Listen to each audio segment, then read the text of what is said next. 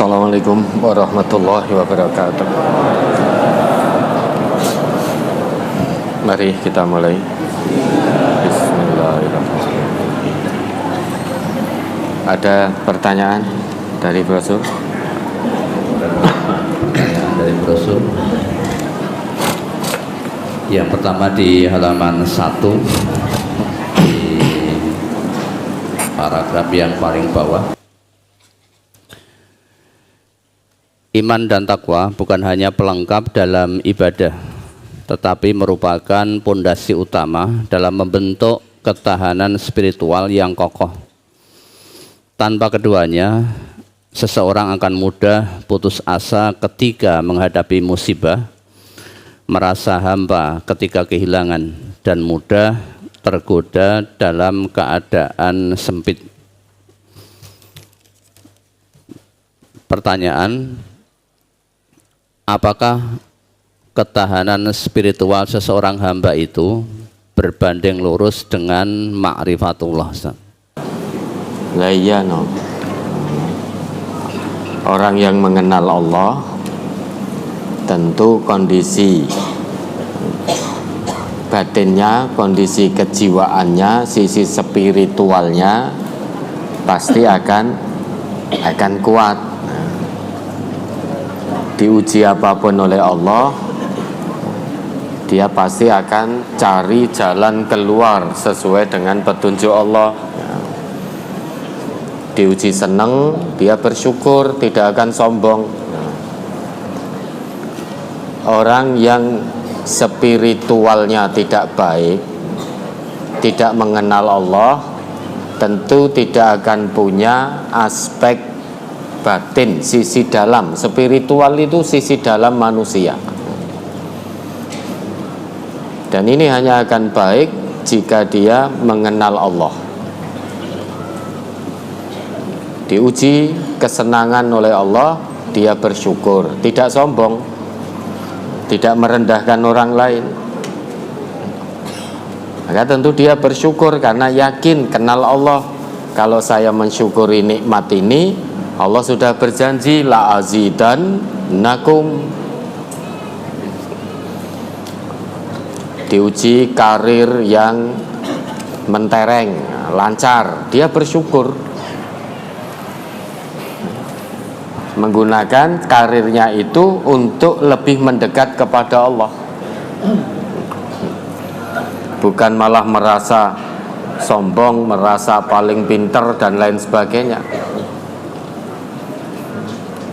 Ini karirku lancar ini ya karena kepandaianku, lah itu sombong. Cara mensyukuri nikmat itu kan berulang kali disampaikan. Tidak hanya cukup mengucap alhamdulillah saja.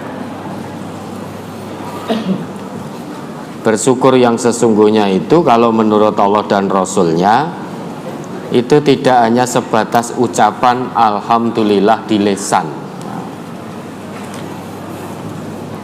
Setelah ucapan alhamdulillah, syukur yang sejati yaitu menggunakan kenikmatan itu sesuai dengan fungsi yang telah Allah gariskan. Diuji dengan jabatan, diuji dengan kedudukan, diuji dengan kekayaan, diuji dengan kesenangan, dengan kesehatan, bersyukur. Gunakan kedudukannya untuk membela agama Allah. Gunakan kekuasaannya untuk menegakkan keadilan dan kebenaran agama Allah. Bukan malah kekuasaan untuk menindas orang lain, kedudukan untuk menzalimi orang lain. Itu gagal dalam ujian kalau begitu. Kekayaan untuk kesombongan itu juga gagal ujian. Kenapa? Karena tidak kenal Allah. Orang yang kenal Allah pasti bersyukur, karena syukur itu perintah Allah. Yang tidak kenal Allah, dia akan sombong dengan kenikmatan kenikmatan yang diterima. Orang yang ma'rifatullah, kenal Allah, diuji dengan kesulitan, kesusahan, dia sabar karena kenal Allah. Perintah Allah hanya untuk bersabar, bukan untuk keluh kesah. Orang yang tidak kenal Allah diuji kesulitan, entah itu kemiskinan, kefakiran, sakit, dan lain sebagainya, dagangan tidak laku, dan lain sebagainya. Itu kalau nggak kenal Allah akan berkeluh kesah. Makanya orang yang kenal Allah itu semua aktivitasnya mengagumkan. Mau bersyukur, mau bersabar, itu menjadi kebaikan bagi orang yang kenal Allah. Nabi kita pernah bersabda, ajaban li amril mu'min, sungguh mengagumkan perkara orang yang beriman. Inna amrahu kullahu khair. Semua perkara orang yang beriman itu menjadi kebaikan bagi dirinya. Walaisa dzaka li ahadin illa lil mu'min. Yang demikian itu tidak akan didapatkan oleh siapapun kecuali hanya oleh orang yang beriman. Semua perkara itu akan menjadi kebaikan bagi orang yang beriman, apapun itu. In asobathu sarra'u syakara. Jika dia ditimpa kesenangan, jadi kesenangan itu juga termasuk ujian, Bapak Ibu. Asoba itu kan musibah, sesuatu yang menimpa. Maka kesenangan itu juga musibah, sesuatu yang menimpa. Orang beriman itu kalau ditimpa kesenangan, ditimpa kenikmatan, syakara, dia segera bersyukur kepada Allah. Ya tentunya syukur di situ mengucap alhamdulillah, kemudian menggunakan kenikmatan itu sesuai fungsi yang telah digariskan oleh Allah. Ya contoh sederhananya berulang kali kita contohkan, nikmat mata. Bukan hanya sekedar untuk melihat, tapi matanya orang yang beriman itu untuk melihat yang baik-baik. Nikmat lisan, ujian lisan, bukan sekedar alhamdulillah. Sesudah ucap alhamdulillah, gunakan lisan sesuai dengan fungsi yang telah Allah gariskan, yaitu berkata yang baik. Kalau belum bisa berkata baik, kata Nabi, diam. Itu syukur yang sejati, syukur yang sesungguhnya. Fakana khairal lahu.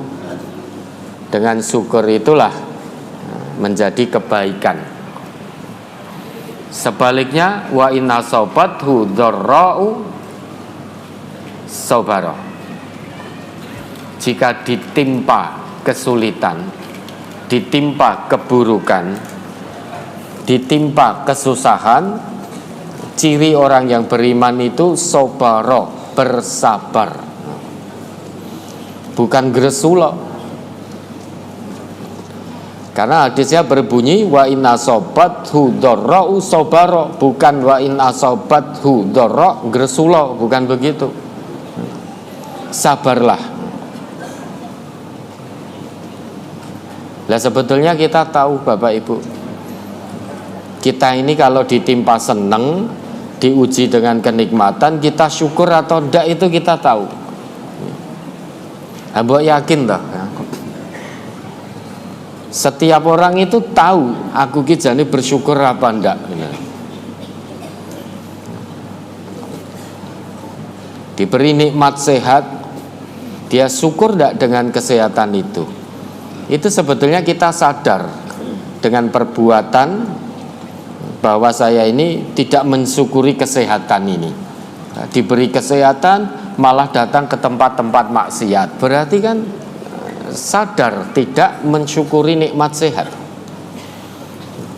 Nanti kalau pas sakit saja eling tempat-tempat yang baik, eling masjid, eling ngaji. Ketika sakit, ya Allah berikan kesembuhan ya Allah, biar hamba bisa sholat jamaah di masjid, bisa ngaji kembali, berkumpul dengan orang-orang yang baik. Begitu diberi kesehatan, lupa. Lungo ke tempat-tempat maksiat. Ketika menuju tempat maksiat, gue yang lewati masjid.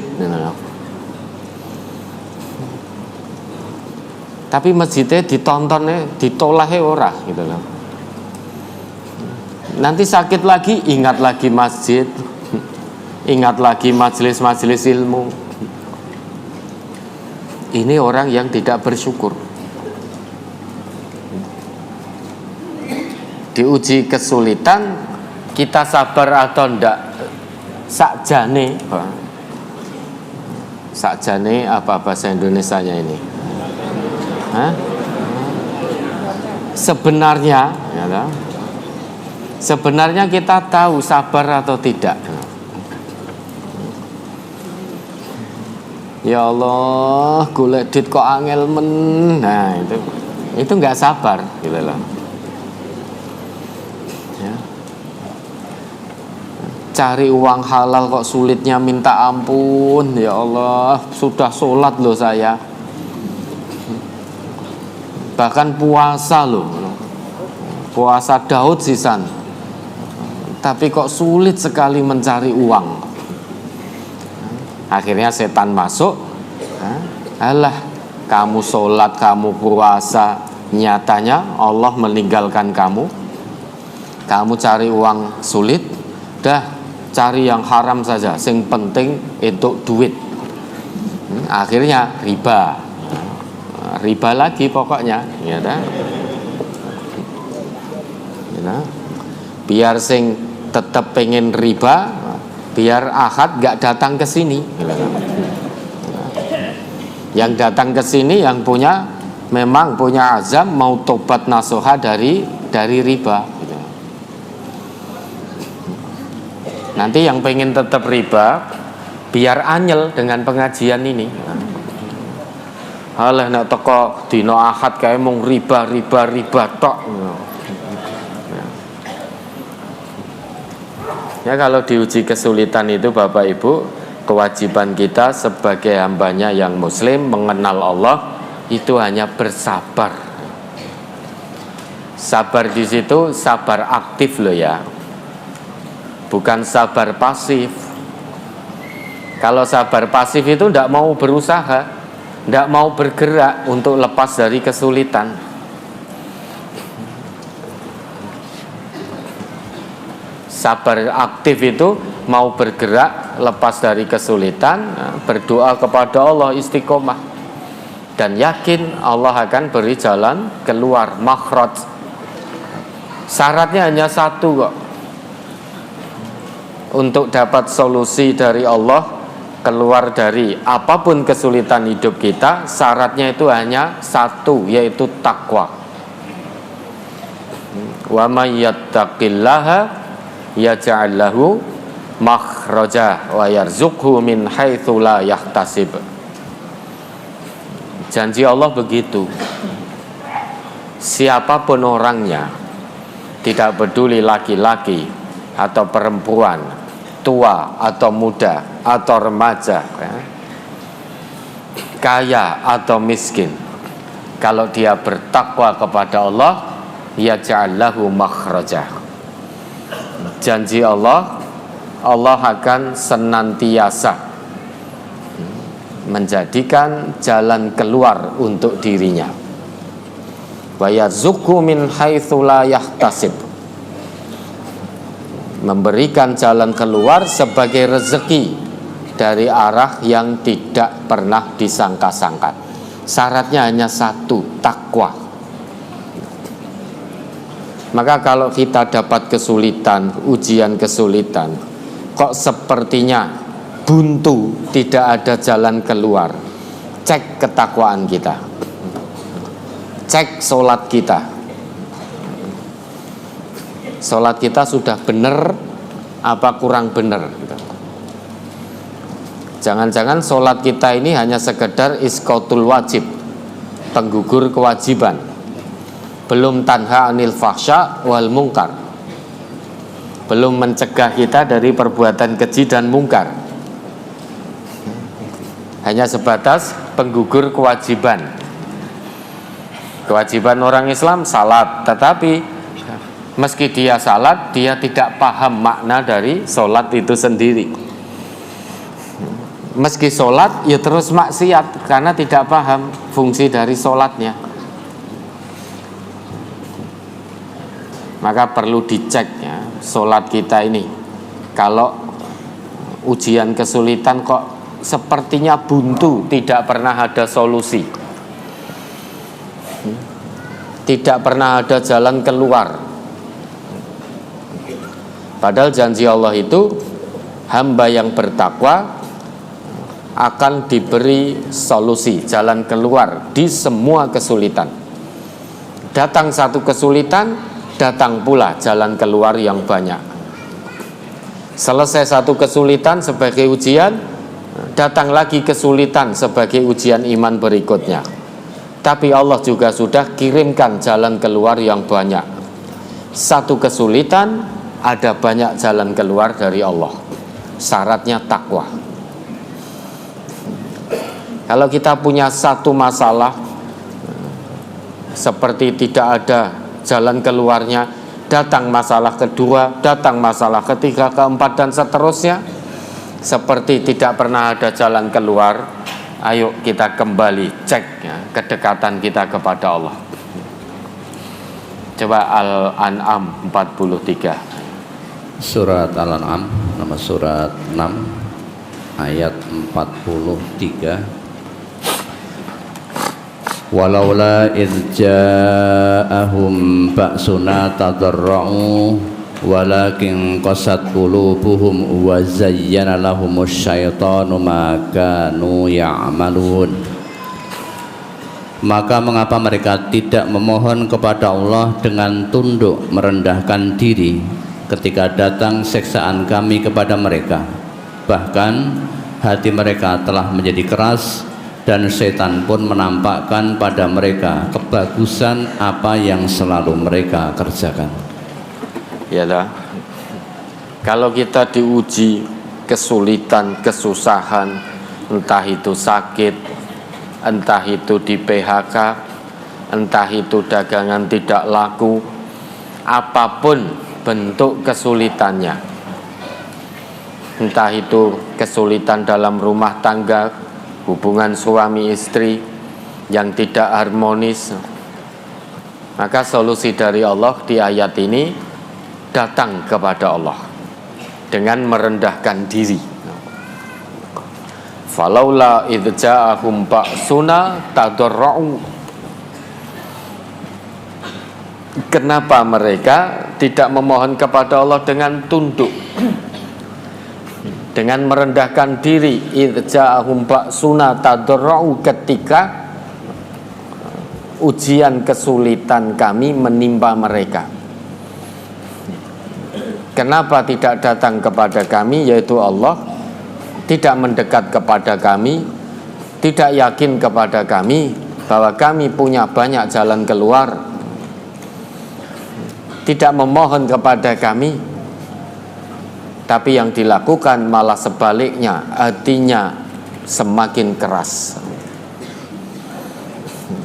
semakin gresuloh, semakin jauh dari Allah, semakin tidak yakin dengan Allah.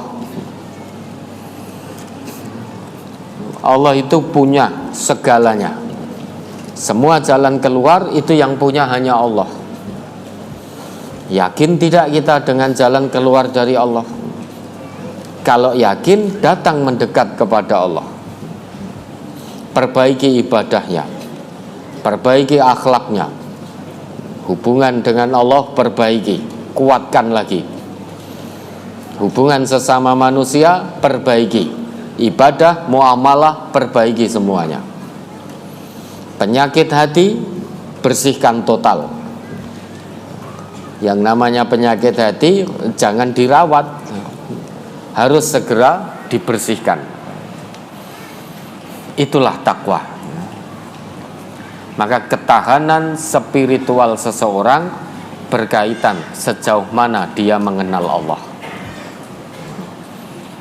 Spiritual berkaitan dengan mental seseorang. Orang itu kalau mentalnya tidak mau dididik dengan Quran, tidak mau dididik dengan sunnah, mentalnya amburadul, jauh dari kebenaran. Karena fungsi mental, sisi dalam manusia ini ya, itu fungsinya menjadikan dia dekat kepada Allah dan baik hubungannya dengan Allah dan sesama. Lah spiritual ini ada komponen-komponennya. Yang pertama akal. Coba itu Al-Baqarah ayat 73. Ini komponen dari mental itu sendiri. Surat Al-Baqarah ayat 73. Faqul nadribuhu bi ba'dihha kadzalika yuhyillahul mauta wa yuriikum ayatihi la'allakum ta'qilun. Lalu kami berfirman, pukullah mayat itu dengan sebagian anggota sapi betina itu. Demikianlah Allah menghidupkan kembali orang-orang yang telah mati dan memperlihatkan padamu tanda-tanda kekuasaannya agar kamu mengerti. Iya dah, ada notnya ndak? Menurut jumhur mufassirin, ayat ini ada hubungannya dengan peristiwa yang dilakukan oleh seorang dari Bani Israel. Masing-masing mereka tuduh-menuduh tentang siapa yang melakukan pembunuhan itu. Setelah mereka membawa persoalan itu kepada Nabi Musa alaihissalam, Allah menyuruh mereka menyembelih seekor sapi betina agar orang yang terbunuh itu dapat hidup kembali dan menerangkan siapa yang membunuhnya setelah dipukul dengan sebagian dari tubuh sapi itu. Orang yang mengenal Allah tentu dia yakin dengan kemahakuasaan Allah. Di sini Allah perintahkan pada Nabi Musa agar menyembelih sapi, kemudian dengan sebagian tulang dari sapi, orang yang mati terbunuh tadi dipukul dengan sebagian dari sapi yang terbunuh, orang itu akan hidup kembali atas kuasa Allah. Dan orang itu akan ngomong siapa yang membunuhnya. Nah, ini orang kalau tidak yakin, tidak kenal Allah, membaca ayat ini pasti akan menjadikan ayat ini sebagai bahan olok-olok. Spiritualnya tidak baik, akalnya rusak. Masa bisa orang yang telah mati dipukul dengan tulang sapi kok hidup lagi? Tapi kalau orang yang mentalnya baik, akalnya baik, dia menyadari hal seperti ini sangat mudah bagi Allah. Tapi dalam konteks kekinian tidak mungkin lagi terjadi. Karena pada waktu itu masih diutus para nabi, para rasul, sehingga kaum para nabi dan rasul itu butuh pembuktian. Maka salah satunya Allah perintahkan pada Nabi Musa ini, kuwi nek do bantah-bantahan sapa sing mateni, hei Musa, sembelihlah sapi, kemudian pukulkan dari sapi itu sebagian pada orang yang telah mati tadi, dia akan hidup dan akan ngomong siapa yang membunuh. Yang menghidupkan siapa? Allah. Itu orang yang mentalnya baik, akalnya baik, dia yakin dengan kemahakuasaan Allah. Maka spiritual itu meliputi satu, akal. Fungsi akal itu apa toh? Memahami hakikat kebenaran yang akan menuntun seseorang menuju keimanan kepada Allah. Itu fungsi akal. Kita diberi akal oleh Allah itu agar kita bisa memahami hakikat kebenaran yang datangnya dari Allah dan menuntun kita kepada keimanan. Itu akal. Komponen pertama dari ketahanan spiritual seseorang, mental seseorang. Fungsi akal yang kedua, akal itu akan menjadikan seseorang punya moral. Jadi akal itu daya dorong bermoral. Fungsi akal kedua, orang yang tidak punya moral, tidak punya akhlak, tidak punya etika, berarti dia tidak punya akal. Karena fungsi akal menurut Allah salah satunya menjadi daya dorong bermoral. Coba Al-An'am 151. Surat Al-An'am ayat 151.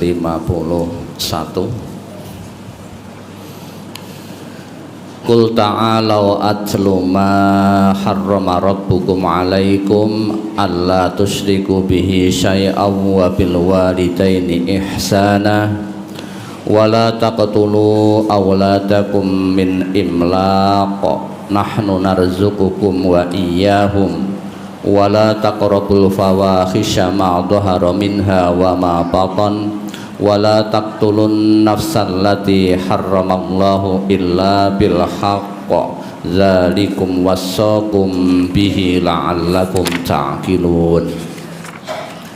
Katakanlah, marilah kubacakan apa yang diharamkan atas kamu oleh Tuhanmu, yaitu janganlah kamu mempersekutukan sesuatu dengan Dia, berbuat baiklah terhadap kedua orang ibu bapak, dan janganlah kamu membunuh anak-anak kamu karena takut kemiskinan.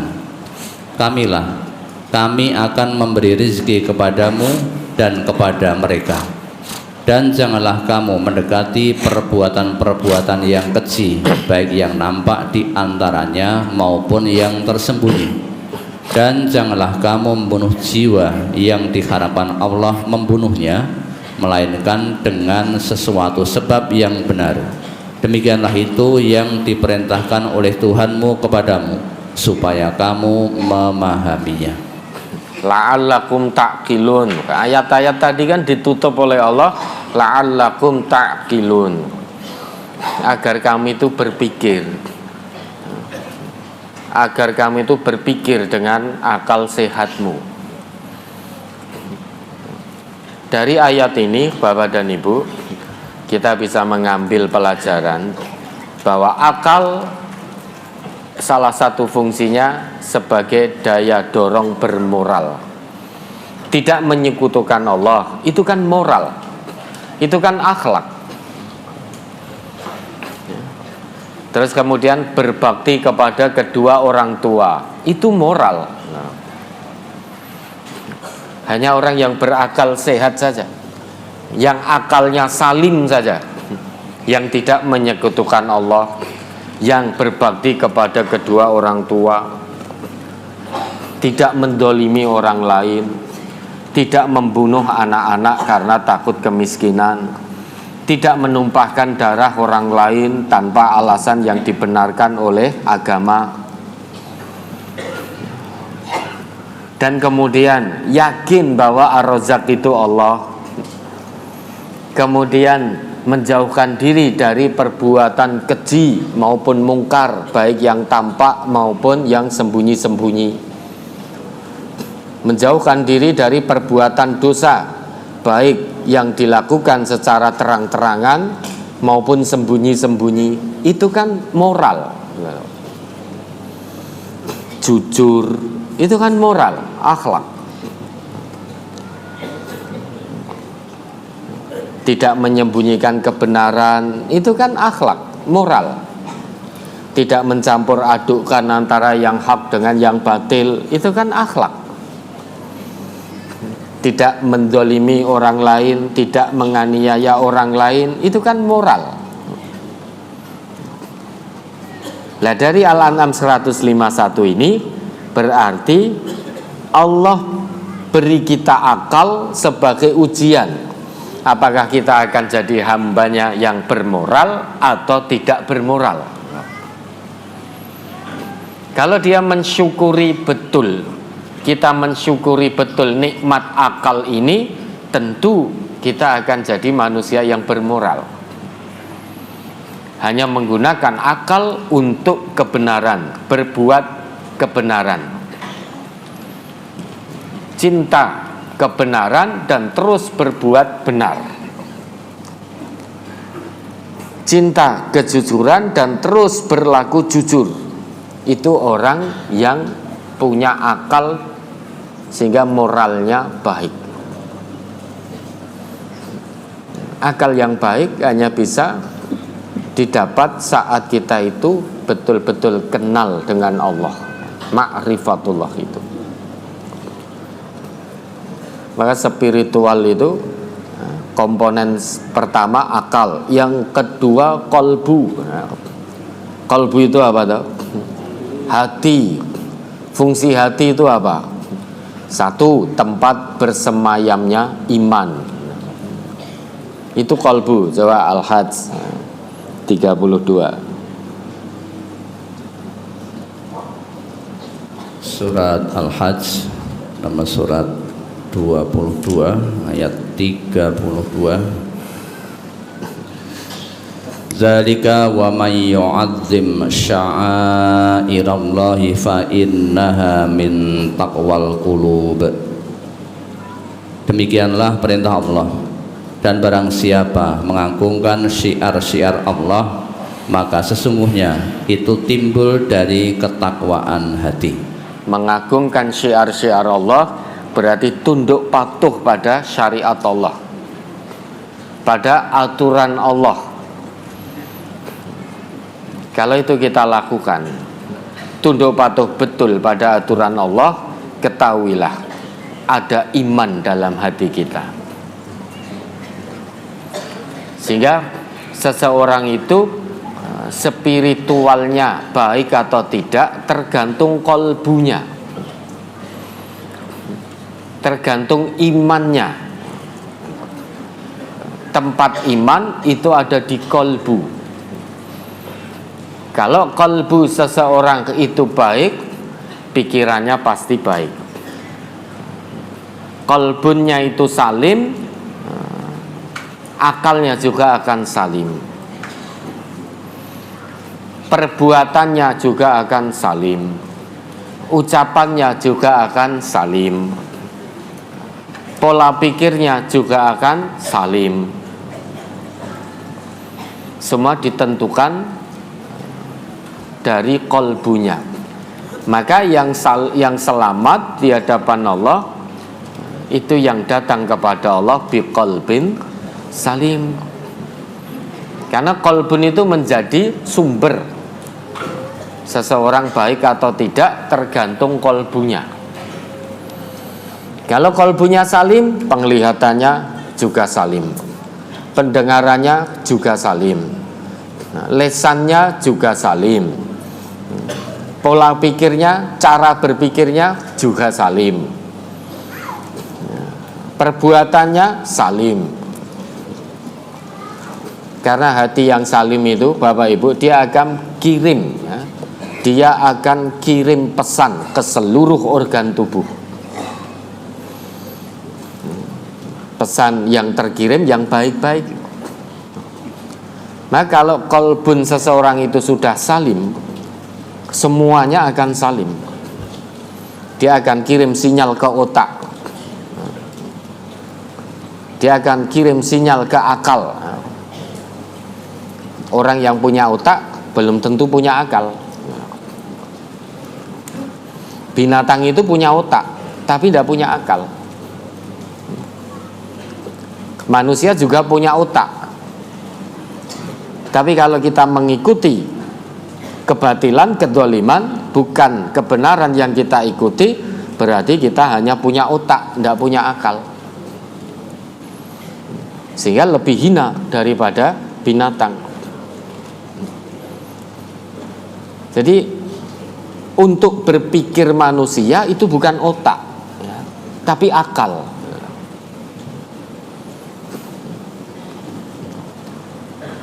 Kalau tempat berpikir itu otak, ya mestinya binatang bisa berpikir. Orang binatang juga punya otak, gitu. Malah otaknya jenengan dahar kok.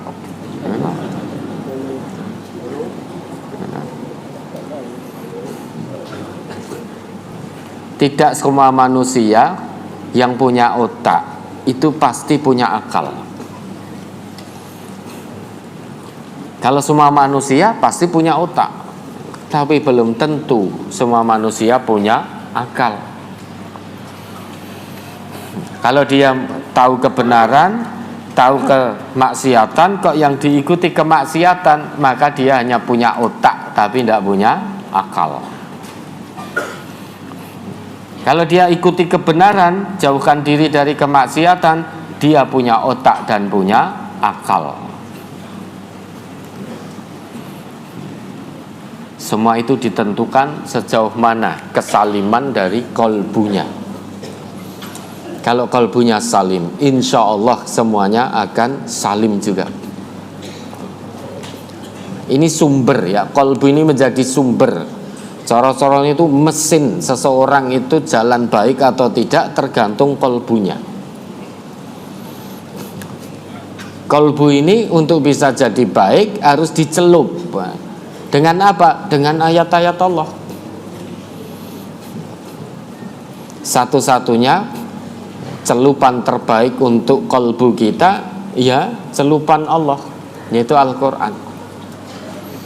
Tanpa celupan Al-Quran, seseorang tidak akan bisa punya kolbun salim. Bagaimana kolbunnya akan salim? Wong jauh dari Al-Quran, jauh dari ayat-ayat Allah, tidak ada celupan dari Quran, dari sunnah Rasulullah. Gimana mau menjadi baik kolbunnya?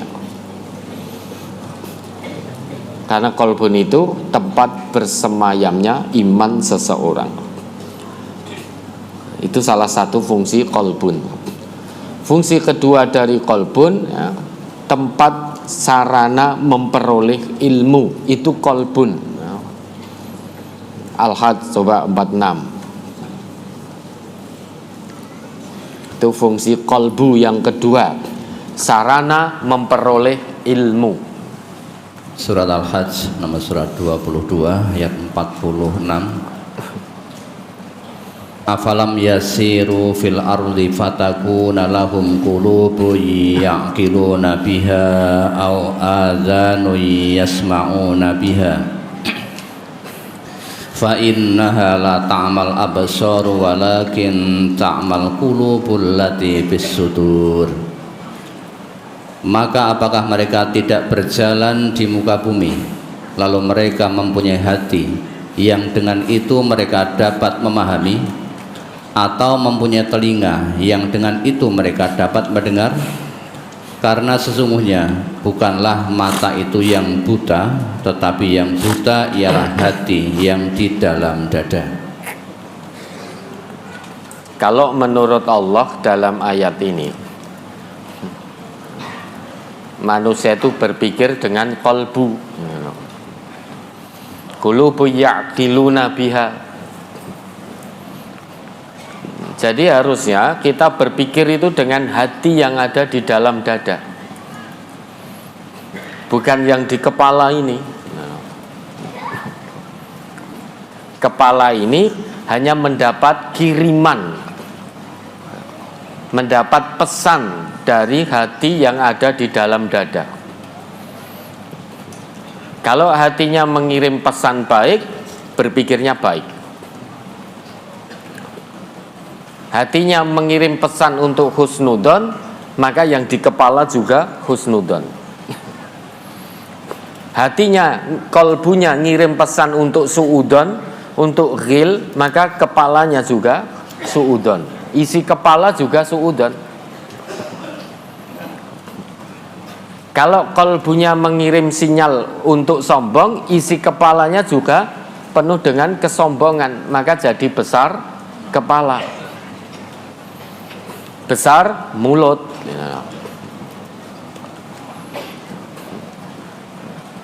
Lah, hati yang berpikir itu dia berpikir berdasar petunjuk Allah dan tuntunan Rasulullah. Itu kolbun yang berpikir itu begitu. Maka bagi orang Islam, bagi orang yang beriman, sarana untuk memperoleh ilmu salah satunya kolbun. Karena salah satu fungsi kolbu itu sebagai sarana memperoleh ilmu. Kalau ilmu yang diserap baik, hatinya betul-betul berpikir dengan baik, dengan lurus, maka sinyal yang akan dia kirim ke seluruh anggota tubuh kita hanya sinyal yang baik. Nah, ketika dapat ilmu, dia akan gunakan pada hal-hal yang baik. Tidak mungkin dia dapat ilmu kemudian dia gunakan untuk menimpakan madharat orang lain. Itu tidak mungkin, karena kolbunnya berpikir. Orang yang punya ilmu digunakan menimpakan madharat, mendolimi orang lain, itu kolbunya sudah rusak, sudah tidak salim lagi, sudah ghairu salim, itu sudah rusak, sudah hancur. Maka isi kepalanya juga hancur-hancuran, sakarepe dhewe, tabrak sana tabrak sini, larangan Allah diterjang, larangan Rasulullah juga dilanggar. Itu karena kolbunya sudah hancur, sudah rusak, sehingga sinyal yang terkirim hanya masalah kedoliman, kebatilan, kerusakan, kesombongan, keangkuhan, kecongkaan. Hanya itu yang ada di isi kepalanya, sehingga tidak bisa berpikir untuk kebaikan orang lain. Fungsi kolbun yang ketiga, pusat kesadaran mental moral seseorang. Pusat kesadaran mental moral seseorang yang mempunyai kemampuan untuk membedakan yang hak dan yang batil, serta mengikuti yang hak. Itu fungsi kolbun. Jadi pusat kesadaran mental moral seseorang yang memiliki kemampuan untuk membedakan antara yang hak dengan yang batil, dan mampu mengikuti yang hak. Itu kolbun salim, itu begitu. Kita itu sudah tahu ini hak, ini batil, karena manusia itu diberi kolbun oleh Allah, tahu mana yang hak, mana yang batil. Orang yang mengenal Allah dengan baik, begitu dia tahu antara yang hak dan yang batil, pasti yang diikuti yang hak. Dia tinggalkan yang batil, jauhkan diri dari kebatilan. Tapi kalau tidak ma'rifatullah, tidak mengenal Allah, tahu ini hak, tahu ini batil, tahu ini pahala, tahu ini dosa, yang diikuti adalah dosa, yang diikuti kebatilan, yang diikuti kemaksiatan, karena tidak kenal Allah. Maka orang yang tidak kenal Allah, spiritualnya hancur-hancuran. Kenapa? Karena mentalnya juga hancur-hancuran. Orang yang mentalnya tidak baik, sisi dalamnya tidak baik, maka tentu dia tidak akan mau tunduk patuh kepada Allah dan Rasulnya. Dia hidupnya menjadi budak hawa nafsu. Ya, kita orang Islam jangan begitu. Quran sudah Allah turunkan, Rasulullah sudah Allah utus untuk menjelaskan isi kandungan Al-Quran, untuk membimbing umat manusia, mengeluarkan manusia dari jahiliyah menuju iman dan takwa. Quran diturunkan, Rasul diutus agar manusia itu mengenal Allah. Maka tidak ada alasan bagi kita untuk tidak kenal Allah.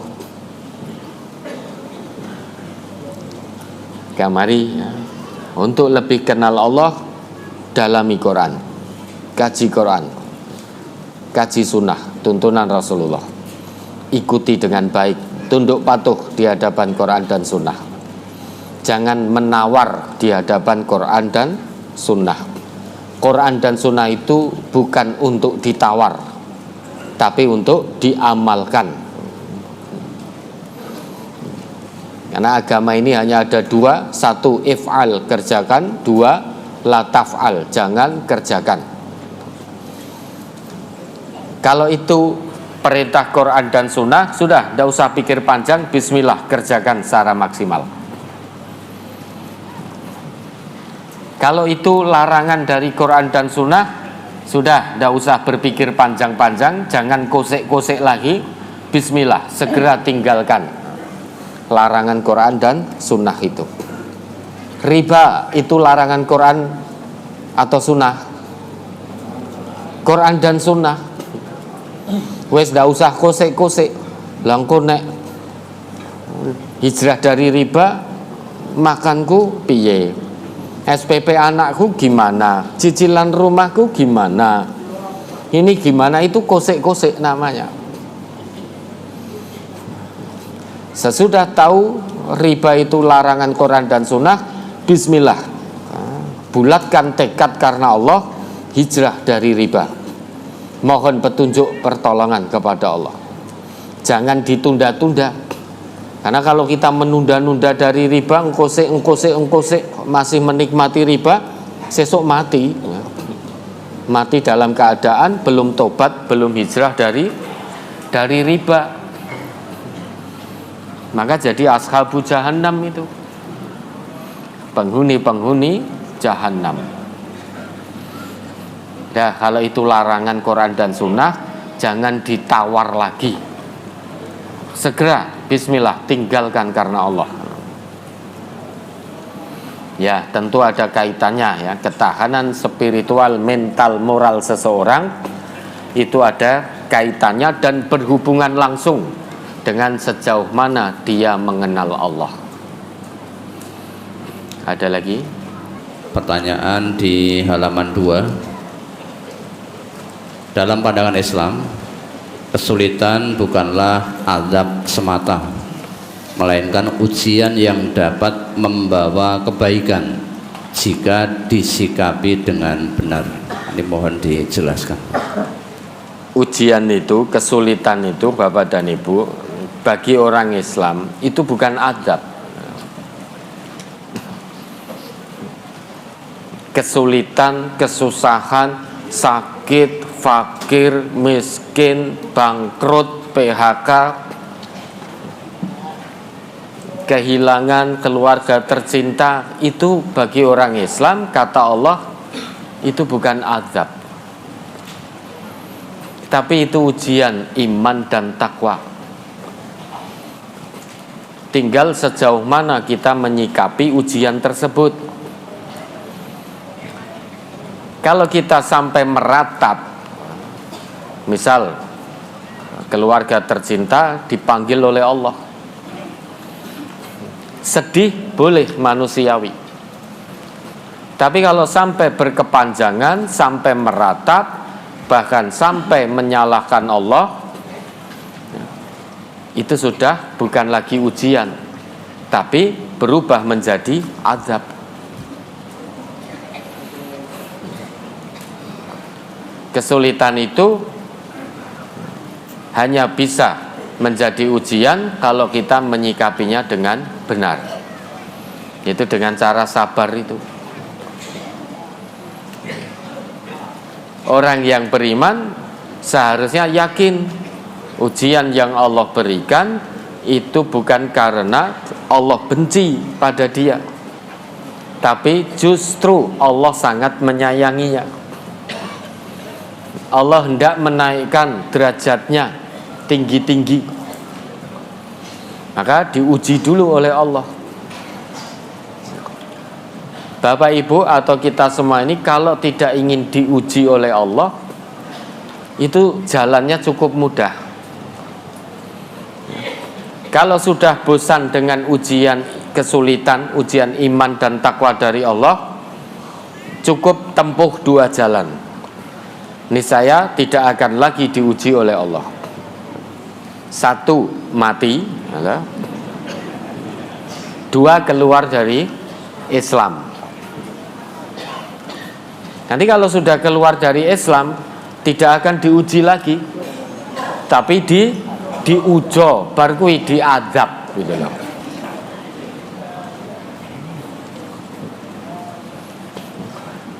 Jalannya hanya dua itu. Kalau sudah tidak mau dengan ujian iman yang berupa kesulitan ini, hanya ada dua, mati atau keluar dari Islam. Selama masih jadi orang Islam, selama itu akan diuji oleh Allah seumur hidup. Seumur hidup pasti, sampai dia bersih dari dosa baru selesai ujian. Fama yabrahul bala'u bil abdi hatta yatrukahu yamshi 'alal ardi wa ma 'alaihi khoti'ah. Sabda Nabi demikian. Senantiasa ujian itu akan menimpa hamba Allah yang beriman, terus menerus, tidak akan pernah selesai.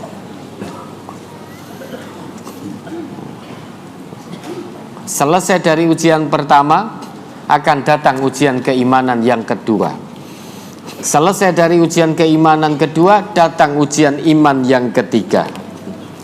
Selesai ujian iman ketiga, datang lagi ujian iman dari Allah yang keempat, kelima, keenam, ketujuh, dan seterusnya seumur hidup. Selesainya kapan? Selesainya kalau dosa orang itu sudah habis karena sabar menghadapi ujian. Kan ujian kesulitan itu jadi kafaroh, penggugur dosa, kalau dia sabar. Itu sabda Nabi demikian. Sehingga nanti dia berjalan di atas muka bumi sudah tidak punya dosa. Jadi pelajaran yang bisa kita ambil dari sabda Rasulullah tersebut, ujian kesulitan dari Allah ini, ketahuilah, itu juga sebagai kabar gembira bagi kita, karena dosa kita digugurkan oleh Allah sampai nanti kita bersih total dari dosa. An Mus'ab ibni Sa'din an abihi qala, dari Mus'ab bin Sa'ad dari ayahnya ia berkata, Qultu ya Rasulullah, bapaknya Mus'ab pernah bertanya pada Rasulullah, wahai Rasulullah, ayyun nasi asyaddu bala'an, siapakah manusia yang paling berat ujiannya? Qala, Nabi menjawab, al-anbiya'u, manusia yang paling berat ujiannya adalah para nabi. Summal amsalu fal amsal, kemudian orang berikutnya yaitu para sahabat, para tabi'in. Jadi manusia yang paling berat ujiannya menurut Nabi, yang pertama para nabi. Fal amsal, summal amsal, kemudian manusia sesudah generasi para nabi, yaitu para sahabat-sahabat Nabi, sahabat para nabi itu. Kemudian fal amsal, generasi sesudah sahabat para nabi.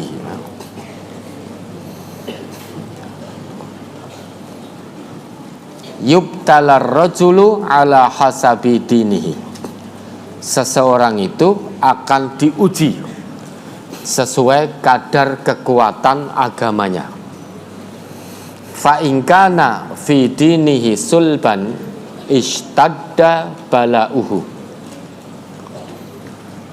jika seseorang itu agamanya kuat, ketundukan kepatuhannya kepada Allah dan Rasul itu kuat, kokoh, mengutamakan akhirat daripada dunianya, ishtadda balauhu, ujiannya pasti sangat berat. Itu kata Nabi begitu. Wa in kana fi dinihi riqqatun ubtuliya ala qadri dinihi, jika seseorang itu agamanya tipis, lemah, tidak kokoh, maka dia akan diuji sesuai kadar agamanya. Tentu tidak seberat yang imannya kokoh tadi. Lah kira-kira pilih diuji berat atau pilih diuji ringan? Kalau kita disuruh milih Bapak Ibu, karena pilihannya hanya dua kok. Istada balauhu atau ubtuliya ala qadri dinihi. Ujian yang berat ini hanya Allah peruntukkan bagi hambanya yang agamanya solep, kokoh.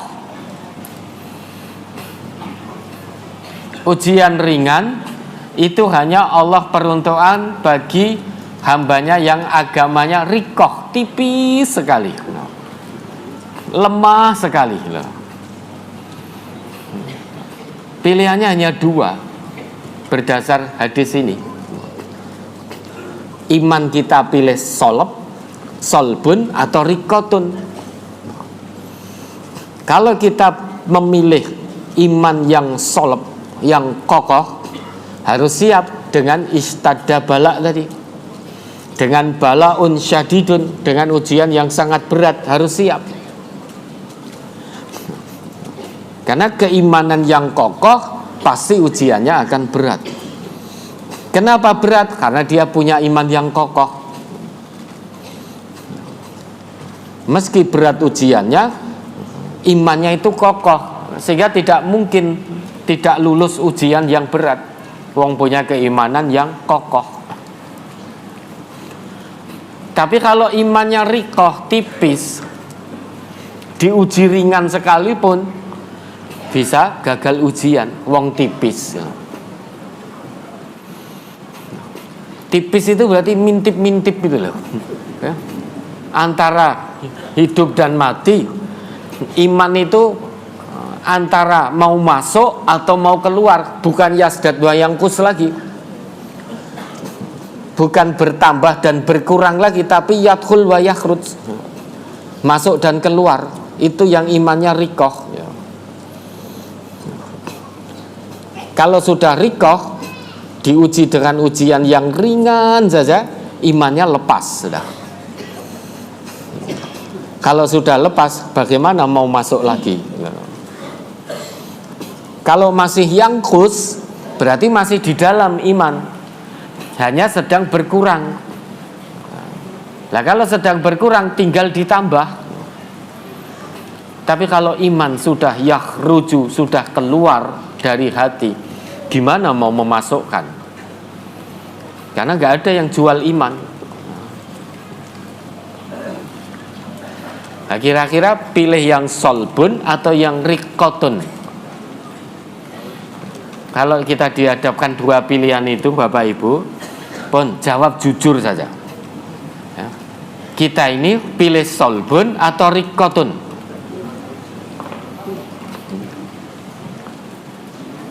Kira-kira pilih yang mana? Saudaraku sana itu siapa yang duduk di sana itu, lupa namanya. Siapa Ustaz? Mas Ari, pilih yang solbun atau rikoh? Biasanya kenceng kok ini jadi. Pilih iman yang kokoh atau yang tipis? Kokoh, alhamdulillah. Berarti siap dengan ujian kesulitan yang sangat berat. Ya. Ya, nanti diuji lagi. Ya, nanti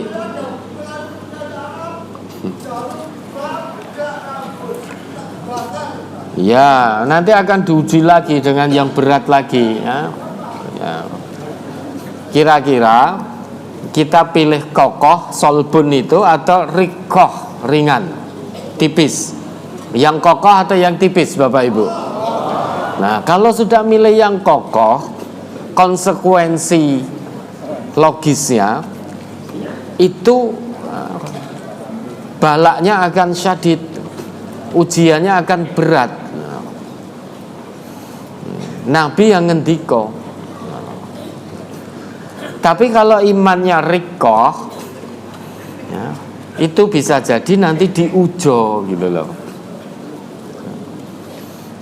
Bisa diujo, maka hilang keimanannya. Fama yabrahul bala'u bil abdi hatta yatrukahu yamshi 'alal ardi wa ma 'alaihi khati'ah. Dan senantiasa ujian itu akan terus menimpa seorang hamba sampai Allah membiarkan hamba tersebut berjalan di atas muka bumi ini tanpa dosa. Hadis riwayat Tirmidzi, juz 4, halaman 28, nomor hadis 2509. Ini hadis hasan sahih.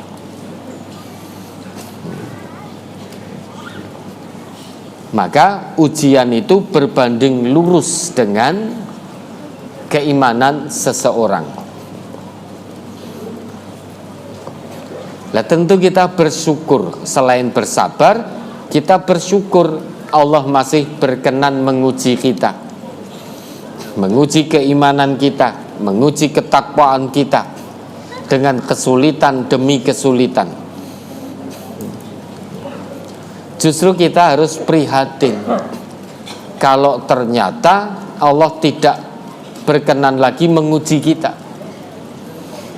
Kalau Allah tidak berkenan menguji kita lagi, berarti Allah sedang ngujo kita. Itulah istidraj.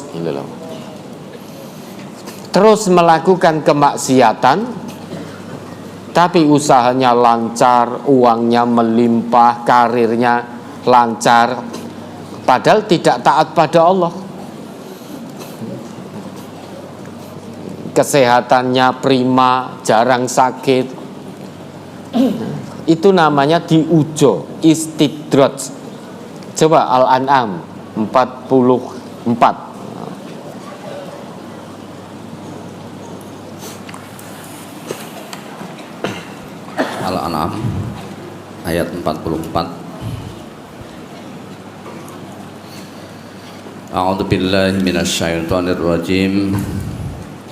Falamma nasu ma dzukkiru bihi fatahna 'alaihim abwaaba kulli syai' hatta idza farihu bima utu akhadnahum baghtatan fa idzahum mublisun.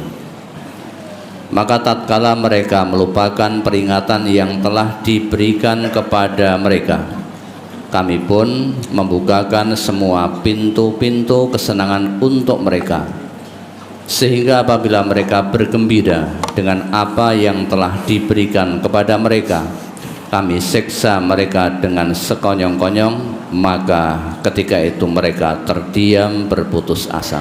Nah, ini kan diujo, ini kan istidraj.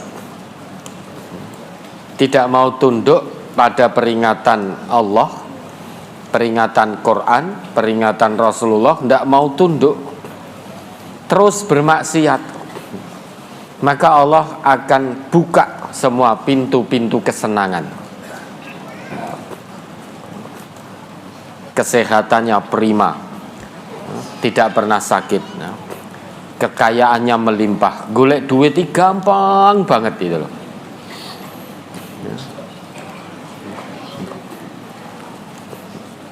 Karirnya melesat, lancar tanpa hambatan, tanpa rintangan.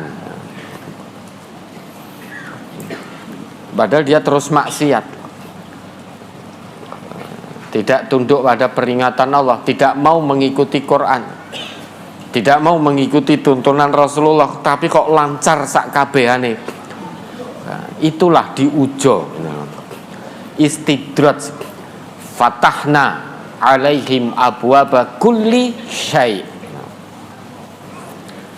Kami buka semua pintu kesenangan untuk dirinya. Tapi ingat, hatta idza farihu bima utu, ketika mereka itu sedang menikmati pintu-pintu kesenangan itu, tiba-tiba akhadnahum baghtah, datang azab Allah dengan tiba-tiba, sekonyong-konyong. Baghtah itu secepat kilat, lebih cepat daripada kedipan mata. Itu baghtah, tidak pernah diperkirakan sebelumnya oleh manusia, tidak pernah ada tanda-tanda akan turun azab. Tiba-tiba Allah turunkan azabnya. Itu baghtah namanya. Ketika azab itu datang, orang yang istidraj tadi, diujo tadi, tidak bisa berbuat apa-apa selain mublisun, terdiam, berputus asa, terputus dari kesenangan dunia yang selama ini terus dia banggakan, terputus dari semua pintu kesenangan yang selama ini dia terus berada di pintu-pintu kesenangan tersebut, meski kesenangan itu bertentangan dengan aturan Allah dan Rasul. Dia menikmati betul pintu-pintu kesenangan itu. Begitu datang azab, dia sadar bahwa tidak bisa lagi menikmati kesenangan dunia. Maka yang terjadi hanya terdiam, berputus asa. Ternyata janji Allah itu nyata adanya. Ternyata aku ya iso mati gitu loh. Orang istidrat itu kan rumangsane urip terus. Ya. Orang yang diujo, yang dibukakan pintu-pintu kesenangan oleh Allah, itu kan biasanya lupa daratan, tidak ingat Allah, tidak ingat mati, rumangsane urip terus.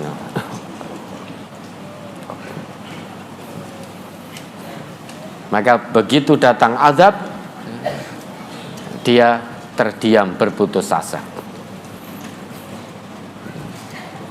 ketakutan, gemetar, tapi tidak bisa berbuat apa-apa selain menerima azab bertubi-tubi. Pas sakaratul maut saja azabnya sudah bertubi-tubi itu. Malaikat itu kalau mencabut nyawanya orang-orang pendurhaka itu, orang-orang pembangkang itu, ya, itu digambarkan seperti di sendal-sendal itu, akan dipukul-pukul, ya, pukul tengkuknya, pukul gegernya, ndang metu to. Ora gelem metu. Mintip-mintip mau metu, kembalikan lagi, gebuk meneh. Begitu terus. Bahkan digambarkan oleh Nabi dalam sebuah sabda beliau, tercabutnya nyawa pembangkang, pendurhaka, kafir, musyrik, munafik, itu seperti seseorang yang menancapkan besi bergerigi ke kain wol yang basah, kemudian besi bergerigi itu dia angkat. Kira-kira kain bol itu yang basah tadi ada yang katut enggak di besi yang bergerigi itu? Ada, banyak yang katut. Begitu katut digoyang-goyang begini gen ucul gitu ya. Biar tinggal besinya tadi.